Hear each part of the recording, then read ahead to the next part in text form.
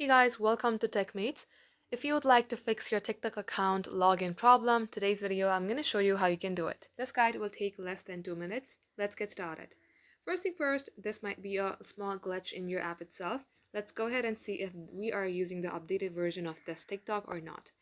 For that, head over to your Play Store and then search for TikTok.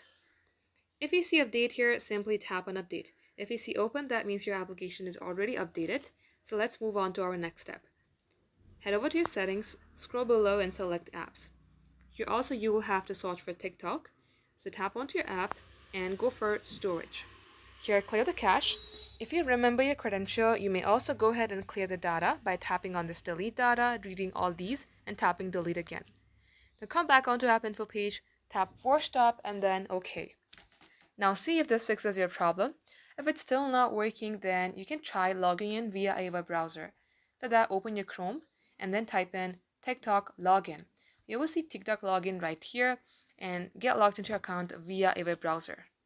Just like so guys, this is how you can do it. If it helped, hit the like button and subscribe to our channel. And if you want a guaranteed answer to your question, join our TechMates membership today. Members get first priority responses to comments. The link is right down below.